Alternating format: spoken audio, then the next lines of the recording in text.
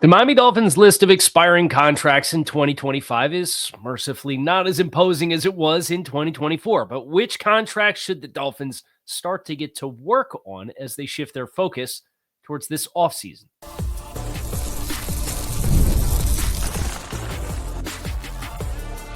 You are Locked On Dolphins, your daily Miami Dolphins podcast, part of the Locked On Podcast Network, your team every day.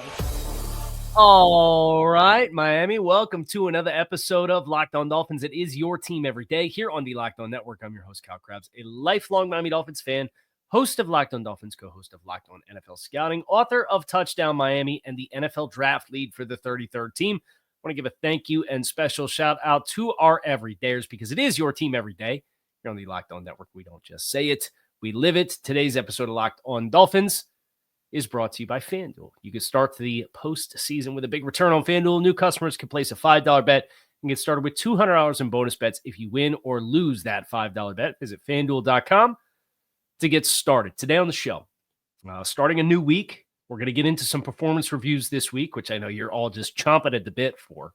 I can tell.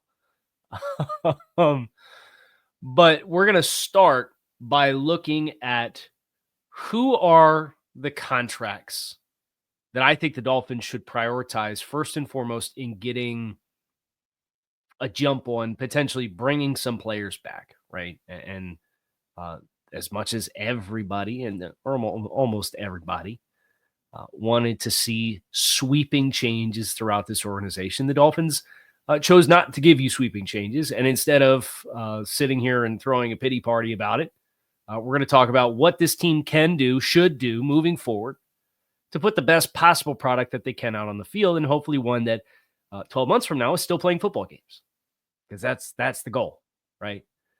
So we're going to look at offense and defense, expiring contracts, impending free agents here in about 2 months when you reach the start of the league calendar year in March.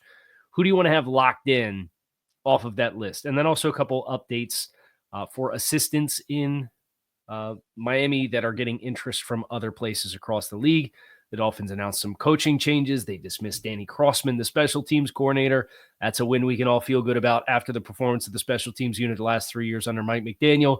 And Wes Welker dismissed as well. So some updates, but we're going to save that for the end. And we're going to start with the list of offensive contracts that are expiring contracts for the Dolphins in 2025. There are 3 players that played at least 30% of your snaps for the season. And the good news is, I don't know that you're going to miss the 2 biggest snap takers out of this group if they're not back next year. Just along the offensive line, because that's where the vast majority of it is. We'll look here first. Kendall Lamb played 45% of your snaps. As a bulging disc, put him on IR, had surgery. He said his intent at the beginning of the year was to retire after this season. So there's not a decision to be made there. You're going to use swing tackle, point blank, period. Isaiah Wynn played 9% of your offensive snaps. It would have been larger. Chris Grier said in the press conference last week to debrief the media at the end of the season that he suffered a setback, and they expected him back much sooner. But that's the cost of business for putting yourself in that position, with these being the kinds of players that you marry yourself to as a part of the group. It should not be a surprise that Isaiah Wynn is not available to you, because that's kind of been the book on Isaiah Wynn for forever. That's not a player. If you wanted to bring him back on a minimum contract, I wouldn't put any guarantees in that deal. He signed a 1-year, $1.8 million contract, which was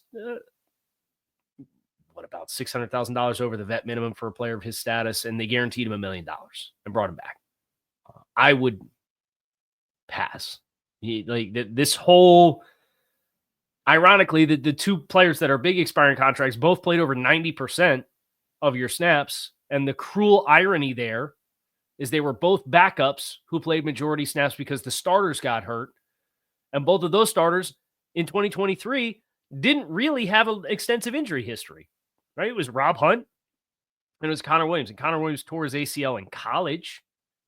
And obviously he went down with a hamstring and then came back and re-aggravated the hamstring And then he was back for a month and then tore his ACL against Tennessee. And unfortunately, that injury ultimately prompted him. He came back from that, played half a season, and retired with Seattle. Eichenberg didn't play center this year, but a 26-year-old Rob Jones and a 27-year-old Liam Eichenberg, those were the two guys that played at over 90% of your snaps. They were both on contracts. Rob Jones was back on a $2 million APY contract. And if you wanted to pay him to be your 8th or 9th offensive lineman and do that, I'd be fine with that. But that's with the understanding you're not playing 95% of the snaps this year. You're in case of emergency break, like that should be the player in the Jackson Carman shoes. Jackson Carman, another expiring contract. So in total, it's Kendall Lamb, Liam Eichenberg, Robert Jones, Isaiah Wynn, Jackson Carman, and then Keon Smith, who I think is the one out of this group that I probably would bring back. If they're talking about we need to invest in the offensive line, we don't know what's going to happen with Teron Armstead yet, so you add that on top of this layer. This room is in line for a major remodel, as it should be. And please spare me about who's making the decisions. We can't control that. We know there's a very firm vision. And I would argue if you at least had good scheme fits for what you were trying to do, the product would have probably been better. Like you had players that were backup players go into the season as starting players and then didn't even fit the system. Right. And you try to, for a coach that had success and won games, you try to give him the benefit of the doubt. You understood what the ideology was of the system and where there are more important positions to be invested along the offensive line than others. The warts shone bright this season on those spots on the interior at both of those guard spots. Keon Smith is an exclusive rights free agent, so you could offer him a league minimum tender, and other teams could not negotiate with him. So he would be back, Keon Smith, for probably, I think it's like $1.1 million is what he would be back for at this stage. I would utilize that. I would not count on Keon Smith coming off of a season-ending injury at the end of the summer last year to be a meaningful answer, but he was a player in 2023 who showcased a lot of growth, and I think could contend if you went out and got another long-in-the-tooth veteran to be the swing tackle and had Keon Smith competing for spot 8, 9, or 10 on a 53-man roster for your offensive line group.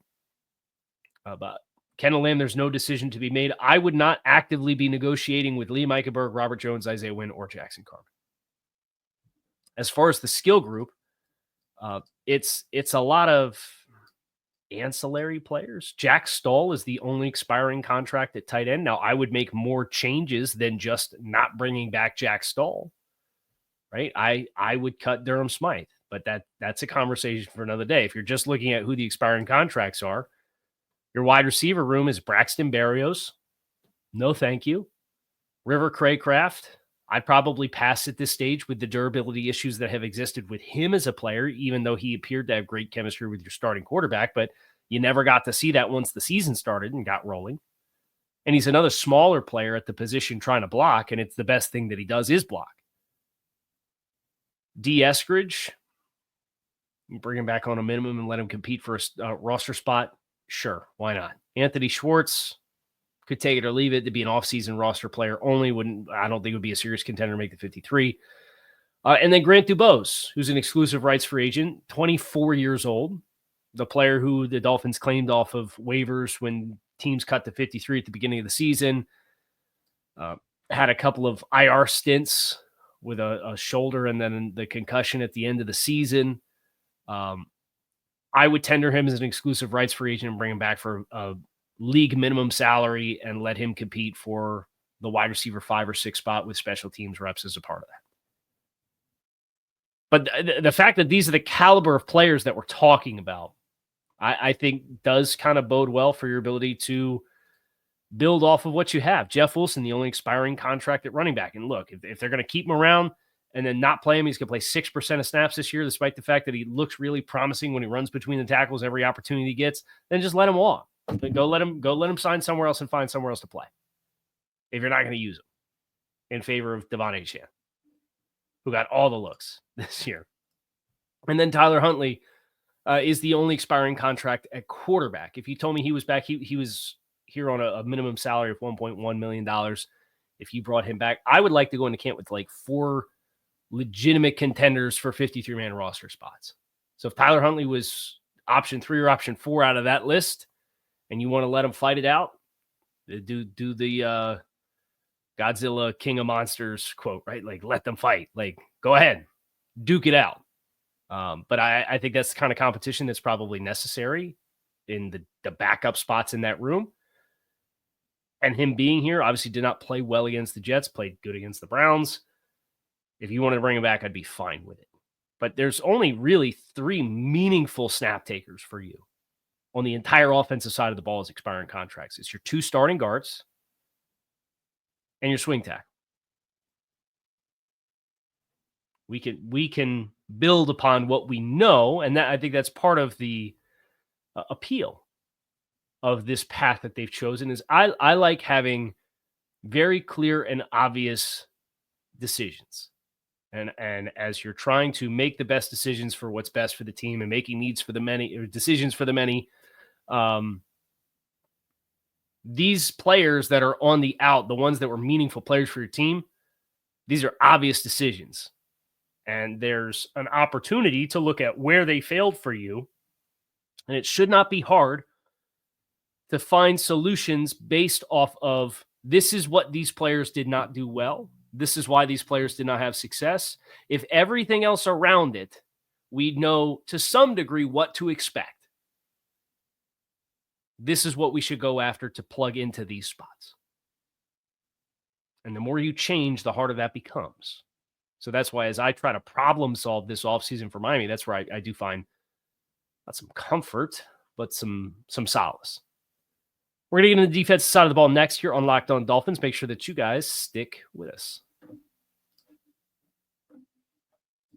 When you are hiring for your small business, you want to make sure you have access to the best qualified candidates. To growing your small business in 2025 comes down to this. How well can you hire? Let's face it, better hires start with smarter insights, and that's where LinkedIn comes with the strongest hiring data available. LinkedIn helps you identify the right candidates, giving you the confidence to make the best decisions for your business. LinkedIn Jobs, small businesses, gives you the opportunity to work through the hiring process despite having to wear a lot of hats. LinkedIn gets the importance of time and essence and how hard it can be to work through all of that information without proper insight. So they give you connections to the best candidates. 72% of small businesses say LinkedIn has helped them find high quality candidates. Hire smarter this year and find your next great hire on LinkedIn. Post your job for free at linkedin.com/LockedOnNFL. That's linkedin.com/LockedOnNFL to post your job for free. Terms and conditions do apply. If you're looking to make the most of the last couple weeks of the football season with the playoffs, Prize Picks is here to help you do that. If you love football, want a chance to win real money while watching the games, Prize Picks is the place for you. It is the best way to turn your sports opinions into cash with daily fantasy player projections. With Prize Picks, you simply pick more or less on player stats like total passing yards or rushing touchdowns for a shot to win up to 1,000 times your money. You can make your picks in less than 60 seconds. And whether you're looking for a flex play to boost your payout or want to cash out quickly, Prize Picks has got you covered. With over 10 million members and billions in winnings, it's clear that people love Prize Picks. Here's a special offer for our Locked On NFL listeners. Download the app today. Use code Locked On NFL to get $50 instantly after you play your first $5 lineup. That's download the Prize Picks app today. Use code Locked On NFL. Get $50 instantly after you play your first $5 lineup. Prize Picks, run your game. Defensively, some more interesting decisions. I think the ones on offense are very cut and dry. There's a couple like fringe 53 players. There's very little risk. You bring them back, let them compete. The fact that they were here last year, there's some appealing elements of Grant Dubose as a physical receiver where you need that. And you understand it's a super complex offense, and he was in and out of being able to participate on a number of occasions.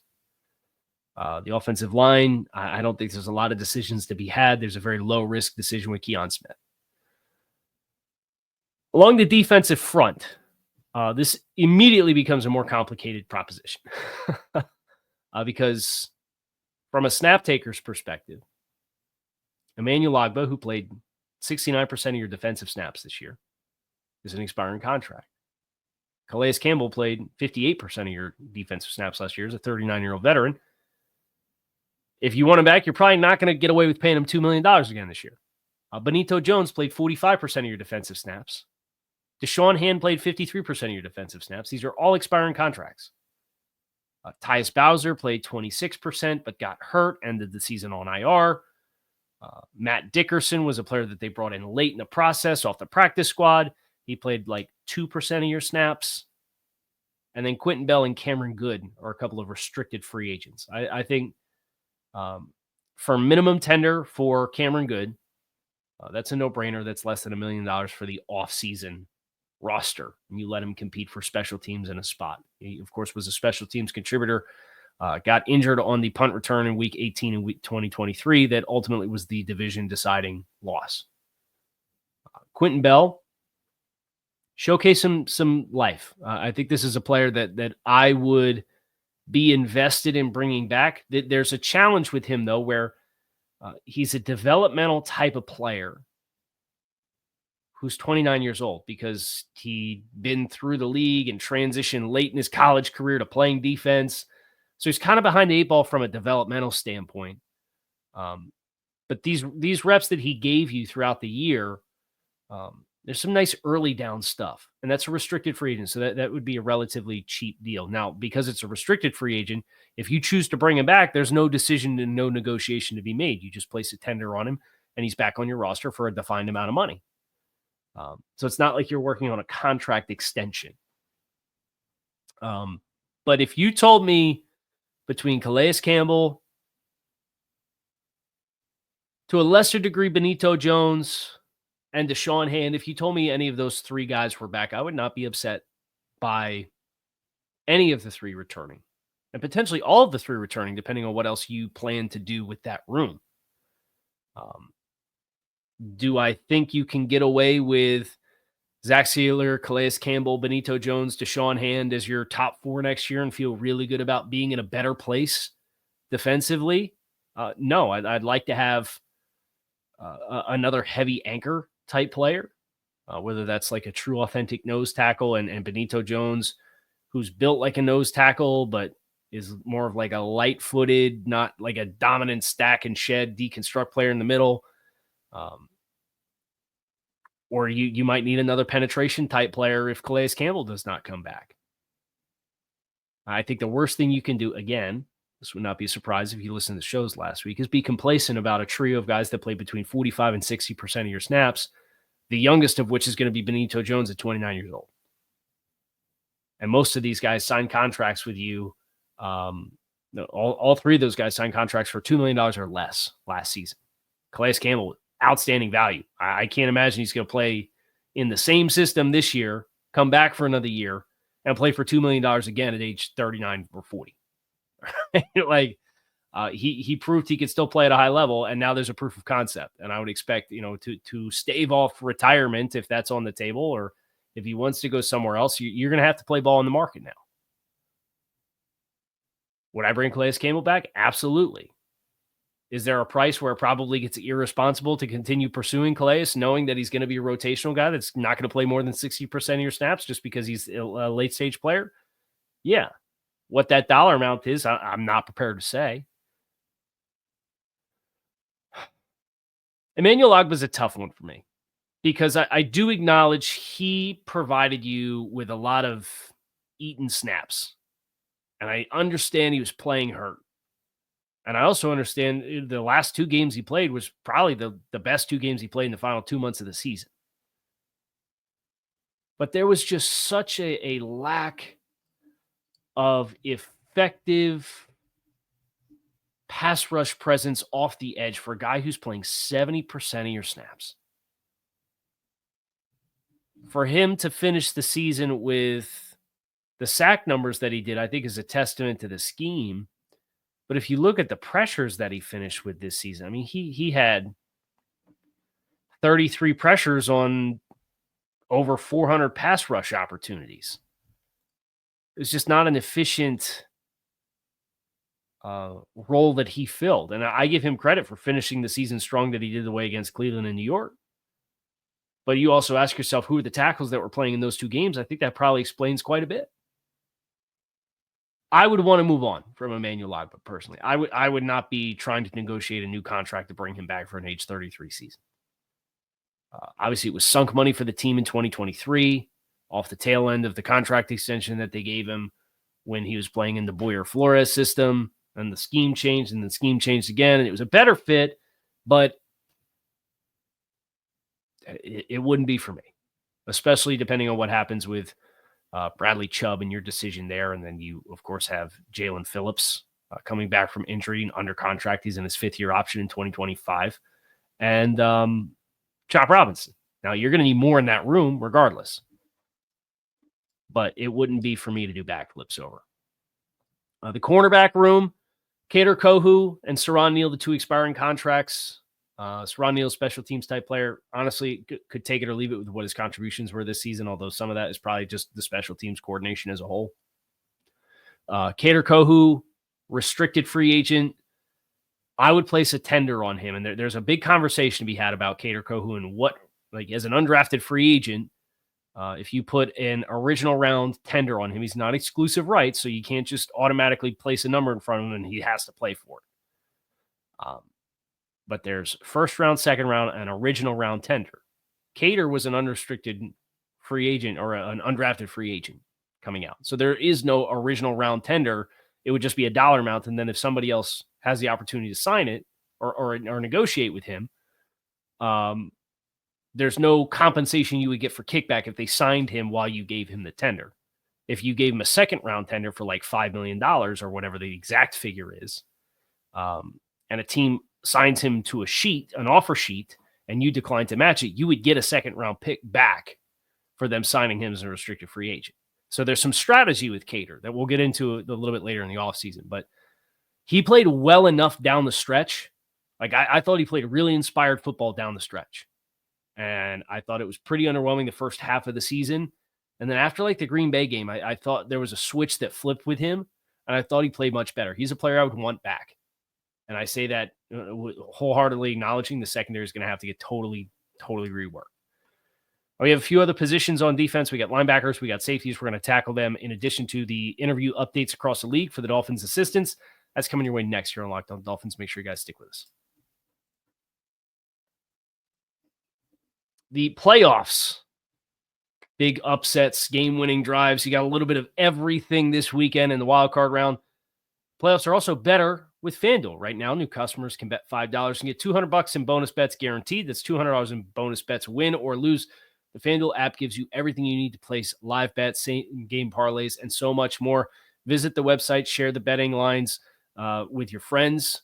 Get them in the know. I know right now there's a couple surprising lines. Buffalo favored by 1.5 against the Ravens. I might like Baltimore plus 1.5 on the road in the divisional round. There's a game total that is absolutely hilarious between Washington and Detroit. That game total's 55.5 as of Monday morning. So if you think there's going to be a lot of points, you could take the over on 55.5. I might lean the under, but I also wouldn't bet against those two offenses going off for a ton of points as well. So visit FanDuel.com. You can join today. Get started with $200 in bonus bets at FanDuel.com. Make this playoff season unforgettable with FanDuel, official sportsbook partner of the NFL. Expiring contracts at safety. There's 3. Jevon Holland, Jordan Poyer, Elijah Campbell. This is the guard equivalent of the defensive side of the ball from an expiring contract standpoint. And Jevon Holland, as a 25-year-old player, 4-year starter with the team, second-round pick, drafted in-house. There's all the indicators of a player that you would want to, as a draft and if you're going to embrace a draft and develop type mentality. There's all the indicators here that this should be a player that you're interested in working something out with proactively. I don't think it's going to happen.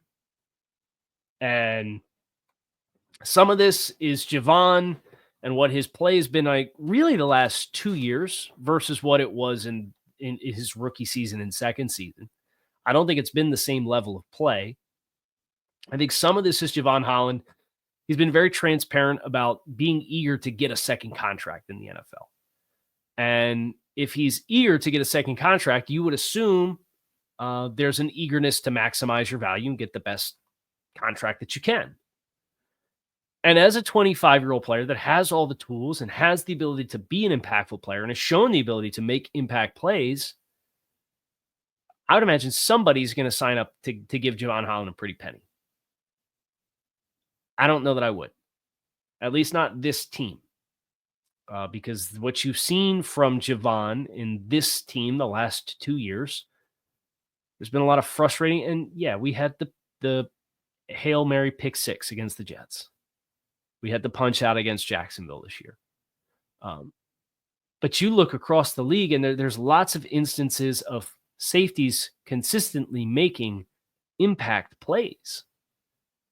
And Jevon, it just has not been there for whatever reason. So whether that means he's not a good fit within the other personnel that you have, and I don't really know how to alleviate that when you consider you have Jalen Ramsey, the safety room in general. I think Jordan Poyer felt like the guy who they relied on to get everybody lined up and be in the right spot. And if that's the case, then I remember Deshaun Elliott doing the same thing for the team down the stretch last year in 2023. I would remake this entire room. I think there's a need for this room as a whole, whether it's with the same players, and I would not under any circumstances bring back Jordan Poyer as a guy who's a late-stage player that I think is abundantly clear is a late-stage player. Elijah Campbell being the other one, and if you told me he was back for special teams contributions, I'd be fine with it. You're talking minimum salary pretty much for the most part. It's not a coincidence that a lot of the best defenses across the league have safeties and linebackers in the middle of the field who make impact plays with regularity, because that's where so much of the work is done. You have so many elite athletes that play on the perimeter and only so many quarterbacks that can consistently attack those areas for 60 minutes and not make a mistake that's going to cost you a possession or cost you points or potentially cost you a game. So much is done in the middle of the field, and it's not a coincidence that the best defenses usually have impact players in that area. And I don't think, other than Jordan Brooks, you really didn't get impact plays from anybody this year with consistency in the middle of the field in coverage. So if you're going to remake an area of this team defensively, I would want the entirety of the core up the middle remade with like a new nose tackle, because that impacts the linebacker play and the spacing of the linebackers. Tyrel Dodson is an expiring contract. I'd be very interested in bringing him back, but I would not give him a contract that would guarantee him a starting role. I would want him to compete for a starting job. Duke Riley, ship has sailed. Anthony Walker, really respect what he did this year coming in as a veteran player, but also acknowledge that he got banged up. And that's kind of the book on Anthony Walker is he's a guy who struggles to stay healthy for extended periods if you give him too big of a role. And it certainly felt like the role he settled into once they moved on from David Long was a bigger role than what they expected to give him this year. And he, down the stretch, paid the price for it and was unavailable at the end of the season.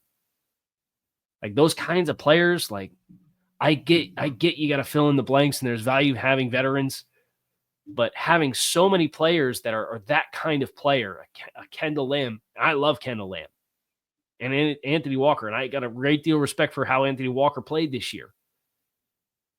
But those guys being the fill-in-the-blank guys and sturdy depth guys that get pushed into bigger roles because the guys in front of them get hurt, and then they don't stay healthy either. Again, it just, for me, it comes back to, having a younger team in some spots. So on the whole, on the defensive side of the ball, I'd be proactively working on Calais Campbell first and foremost. That's a player I think made an undeniable impact on your football team.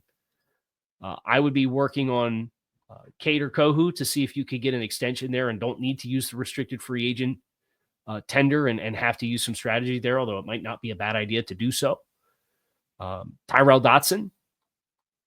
And you get beyond that group, and I'd probably be naming my price for Deshaun Hand to come back and Benito Jones to come back, but I wouldn't be breaking the bank for those kinds of guys.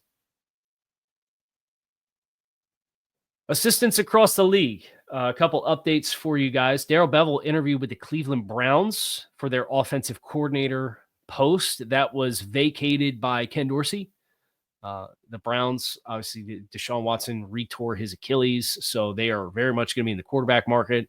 And some of their players this year talked about, when they brought in Ken Dorsey, it felt like they were going to be very pass-oriented to try to get the most out of Deshaun Watson, and it got us away from what our team identity was. So I'd expect them to lean back into a little bit more of a run-heavy focus as a football team. And obviously, Darrell Bevell, as the offensive coordinator during his time in Seattle, that was pre-let Russ cook, and they were very run-oriented focus. So I think Bevell's one of the legitimate candidates to get that position. It'll be something to watch. And then Anthony Weaver has had a number of his initial round of head coaching interviews. It seems like Chicago is the one that is the biggest potential for Anthony Weaver, although we will see how the market shakes out now that the first domino has fallen and Mike Vrabel has landed with the New England Patriots. And then, again, some reporting throughout the course of the end of last week that Reggie McKenzie is a legitimate candidate, potentially the leader in the clubhouse for the Tennessee Titans GM job.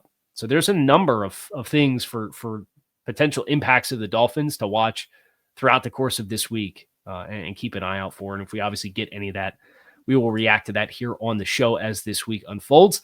That's going to do it for us here on the show. So free agents, I would be looking to prioritize if I were the Miami Dolphins in getting new contracts, progress on some new contracts done with. It would be Calais Campbell, Kader Kohou, Tyrel Dodson. Other than that, Quentin Bell, Grant Dubose is a restricted free agent. Should be very cut and dry offseason for Miami, in my opinion, versus last season with the Christian Wilkins dynamic and the franchise tag and what do you do there? And can you get a deal done with Robert Hunt? All that stuff's going to not be impacted here, in my opinion, this offseason for Miami, which is a good thing as far as trying to problem solve what the path forward looks like to put the best possible team out on the field next year. And we'll work through all that over the next 2 months as well before the actual action starts in March. You can keep it locked in right here on Locked On Dolphins. It is your team every day. Appreciate you guys, as always, for checking out the show. Make it a great rest of your day. That's going to do it for me. I'm out of here. Go Fins.